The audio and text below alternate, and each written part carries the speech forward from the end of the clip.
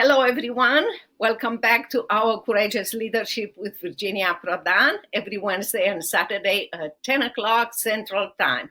We are so delighted to have you here. We love to train you to live a life of significance and success, to be bold and courageous.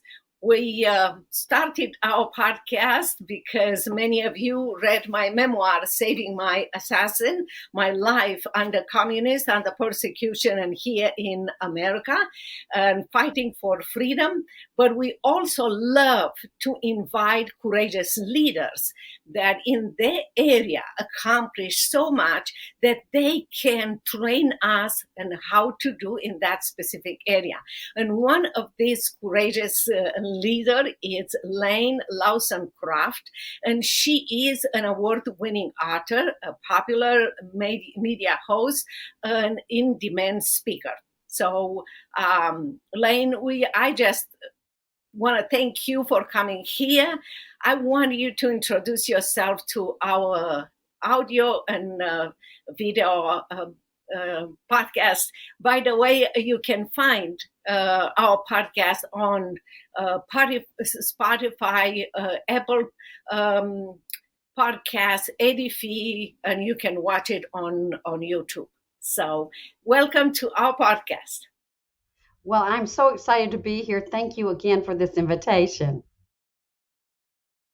So tell us a little bit about you. You have a specific area. You love to encourage, empower, equip, encourage, and empower people, especially parents of adults, children. Many of them, you call them prodigal sons. So just out of curiosity, do you have a prodigal son in your life? Well, yes. So the book was birthed after I went through 3 prodigals. They all were different. I had 3 children in 3 years. And when they became teenagers, they each were really challenged in different areas. And as they became free and delivered and whole and living and thriving, the Lord pressed upon me about 3 years ago and said, we're in a season where parents need to be better leaders, and where parents need to know their authority, and parents need a guide to help them bring back. And what we consider a prodigal is a child that might not be living within your faith and values, or maybe mentally ill, or a drug problem, or an alcohol. So it can cover a lot of areas. You are so right. I call those prodigal sons or daughters people living in a foreign land, because it's far away from what we as a parents knew how to train them. And many times I encourage people when I train them to live a life of significance and success, because you invest in people when you live a life of significance and success. I encourage them to remain faithful to God, because many times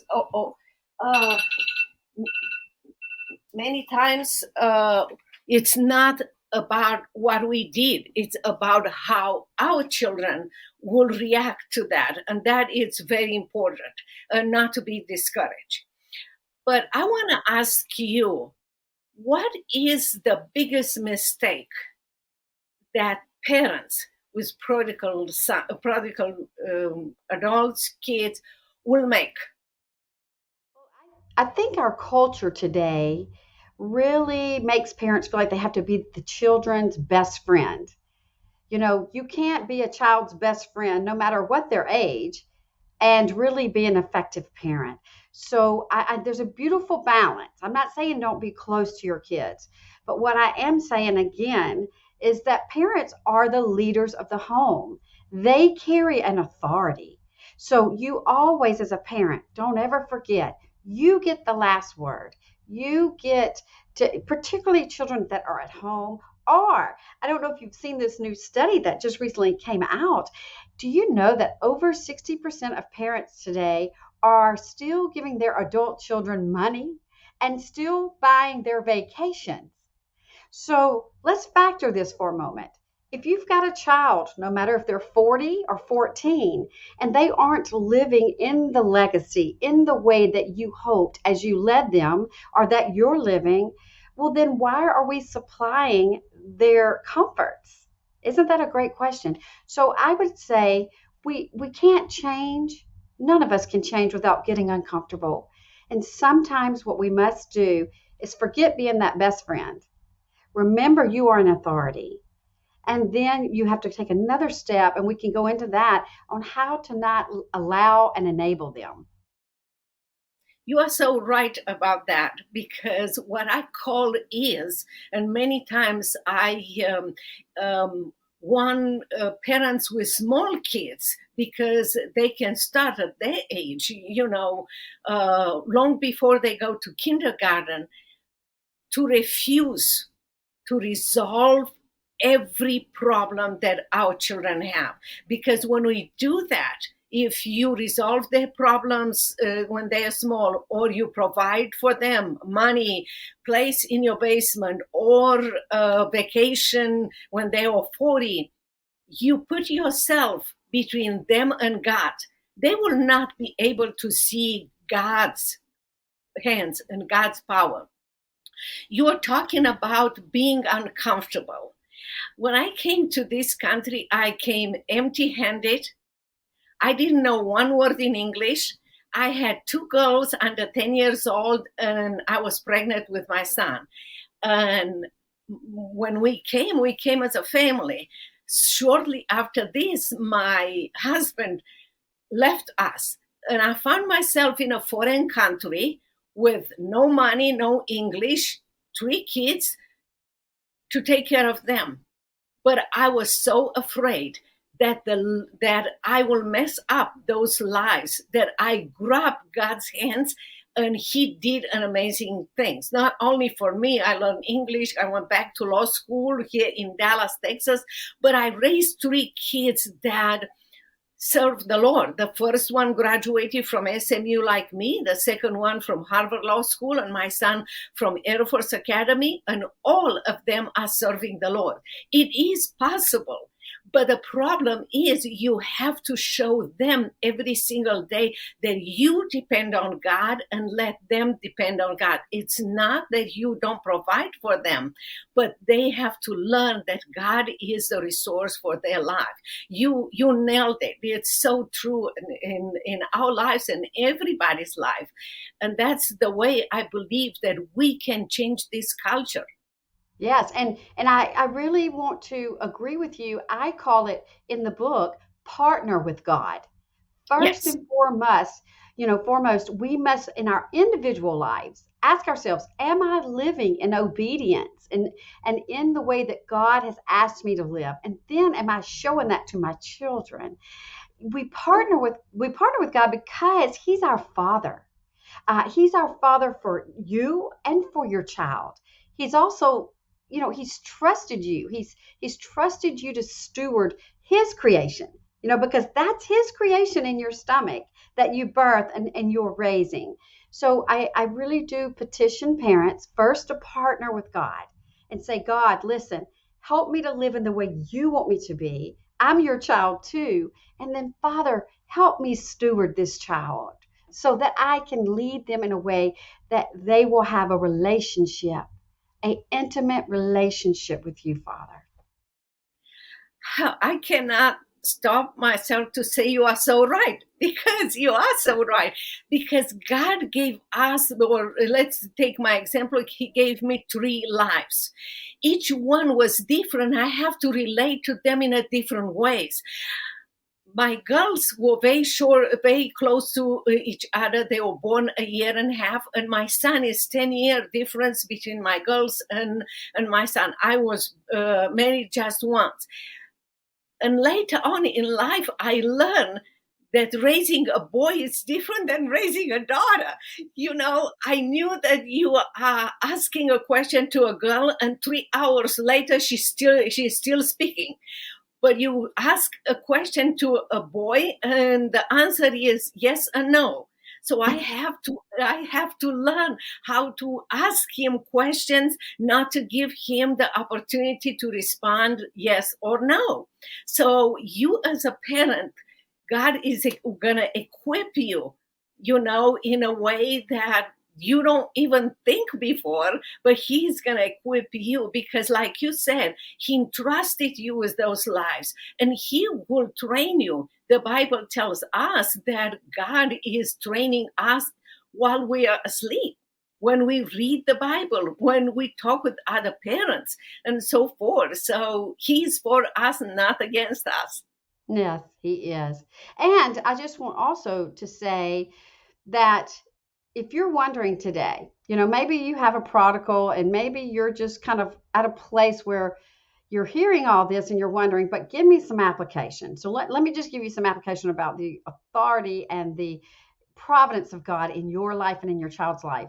I have come up in modern day counseling, they call it the 3 C's, but I've added a 4th C. So if you're a parent today and you've got a child that's either disobedient or defiant or rebellious, ask yourself, did you cause it?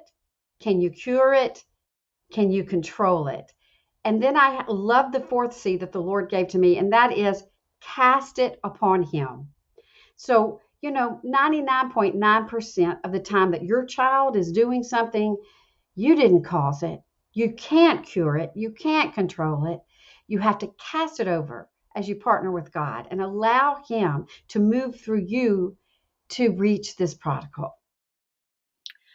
That is so wonderful because many times as parents, we forget that God is giving us circumstances, uncomfortable circumstances, like having a prodigal son or daughter in your life, to grow our own faith too. So many times we just concentrate on what can I do? How can I fix it? Instead of stepping back and say, Lord, what do you want to do in my life? And pay attention to that. And it's interesting you say fix it because you mentioned that earlier. We are too quick to not let our kids fail. I love that, what you said, because if we're constantly preventing them from failure and they're not paying consequences, that's not real world. You can't go work for someone and not do your job and not pay some kind of consequence. So if we are going to raise thriving children that turn into very productive and God-fearing, loving children, then we're going to have to allow them to fail, and we cannot fix everything. And also a parent, we sometimes want to not let them fail because we think we have fear. We think, oh my gosh, if I don't get in here and rescue them, they're going to do something terrible. Well, let me tell you something. It's at the bottom of the pit that God pulls us out and puts our feet on the path and puts a new song in our mouths. So allow your child to fail. I know it's hard. I've been there. I had 3. And you have to allow them to fail so that they can have a consequence, and then you're able to guide them back onto the path of rescue. That is so the way God guides us. There is a consequences for disobeying God, and there is a reward for obeying him. So they have to learn from a younger age. And also we have to change our own mentality of failure. If you take a failure like a lesson learned, that you are growing. You are a growing person, and you don't look at your children's failure as mistakes, but lessons that they can learn from. Yes, yes.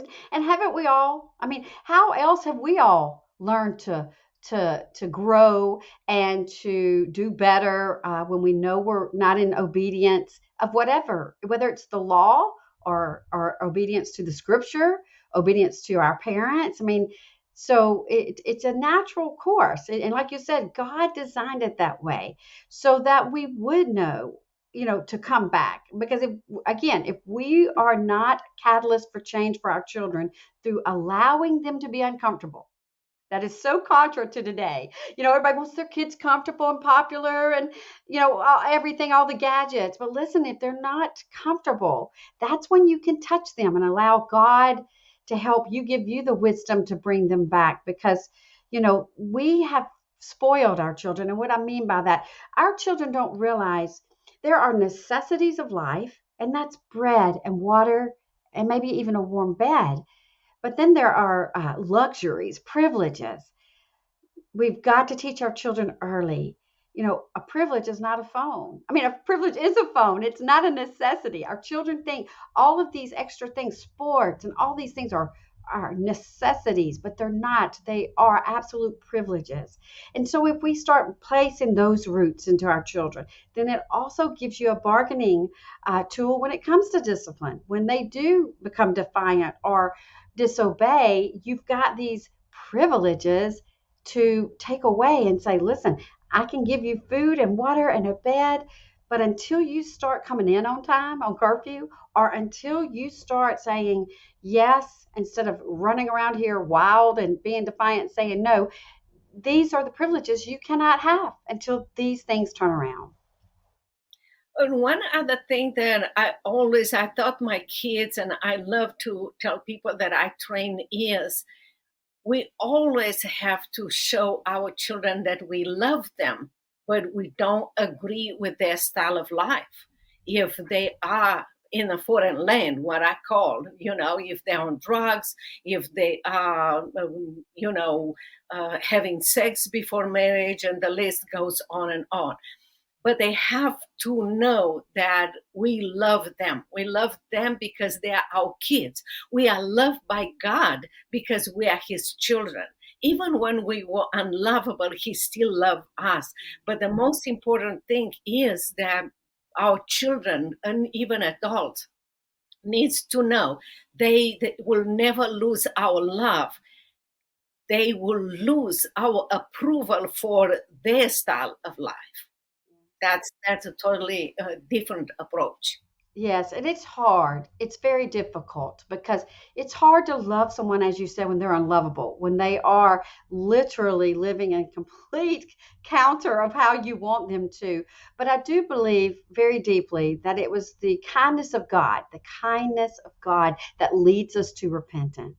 So I just really urge parents to find that mix of love the child, but don't love the sin. To be kind to them, even, and the reason that's hard, it's not natural. It's not natural to be kind to those that are not, part of the plan, that they are always constantly, being a problem. So you're exactly right. We must have the heart of God and love them unconditionally, but not love the sin. Yes. Absolutely. You said that it's not easy, to love the unlovable. From my own experience, I can say that God called us to a higher standard. For many people that read the book Saving My Assassin, the reason it's called Saving My Assassin is because the communist and socialist government sent to my law office in Romania a client who pulled the gun in front of me and said, I'm here to kill you because you don't listen and you continue to defend Christians. And by the grace of God, God shared the gospel with him. And I shared the gospel with him and he accepted Christ. Because I look at that person as someone Christ died for. So yes, it is possible not only to love the unlovable prodigal son or daughter, but even your enemies, not because of us, but because of the power of Christ in us. So, like you said, I invite parents to remember.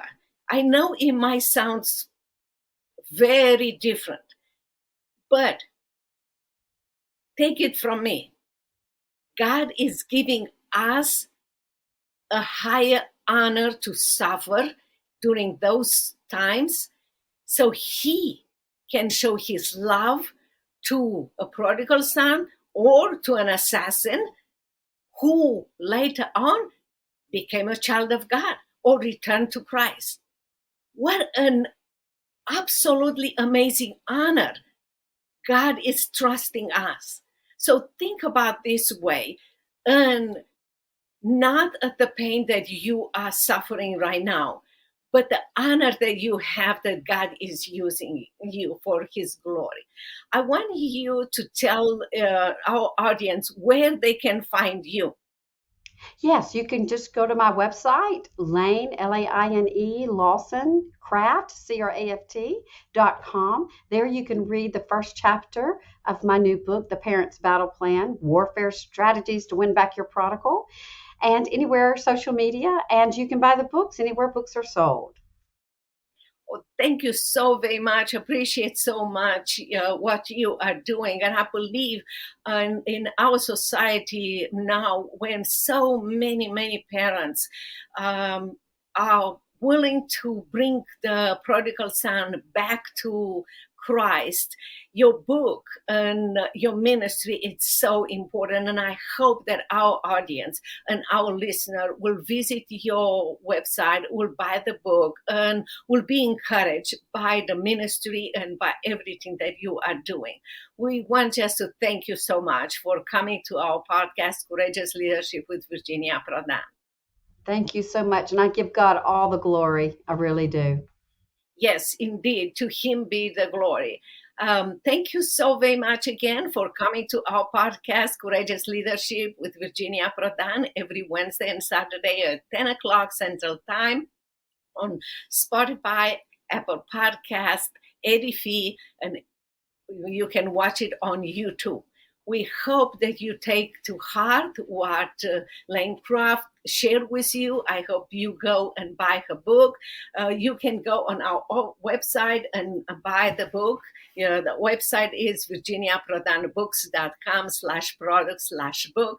And I hope you be encouraged that your life is precious. You are here for a reason. You are here for a purpose that is beyond your imagination, because God's dream for your life and for your child and even for everyone who might be against you is absolutely amazing.